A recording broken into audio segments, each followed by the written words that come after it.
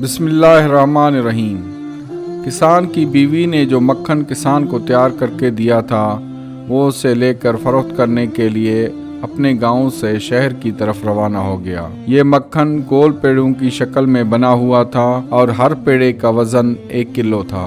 شہر میں کسان نے اس مکھن کو حسب معمول ایک دکاندار کے ہاتھوں فروخت کیا اور دکاندار سے چائے کی پتی، چینی، تیل اور صابن وغیرہ خرید کر واپس اپنے گاؤں کی طرف روانہ ہو گیا۔ کسان کے جانے کے بعد دکاندار نے مکھن کو فریزر میں رکھنا شروع کیا۔ اسے خیال گزرا کیوں نہ ایک پیڑے کا وزن کیا جائے۔ وزن کرنے پر پیڑا 900 گرام کا نکلا۔ حیرت اور صدمے سے دکاندار نے سارے پیڑے ایک ایک کر کے تول ڈالے، مگر کسان کے لائے ہوئے سب پیڑوں کا وزن ایک جیسا اور 900 گرام ہی تھا۔ اگلے ہفتے کسان حسب مطابق مکھن لے کر جیسے ہی دکان کے تھڑے پر چڑھا، دکاندار نے کسان کو چلاتے ہوئے کہا کہ وہ دفع ہو جائے۔ کسی بے ایمان اور دھوکے باز شخص سے کاروبار کرنا اس کا دستور نہیں ہے۔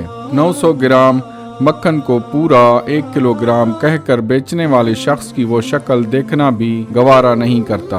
کسان نے یاسی تو افسردگی سے دکاندار سے کہا، میرے بھائی مجھ سے بدظن نہ ہو، ہم تو غریب اور بیچارے لوگ ہیں، ہمارے پاس تولنے کے لیے باٹ خریدنے کی استطاعت کہاں؟ آپ سے جو 1 کلو چینی لے کر جاتا ہوں اسے ترازو کے ایک پلڑے میں رکھ کر دوسرے پلڑے میں اتنے وزن کا مکھن تول کر لے آتا ہوں۔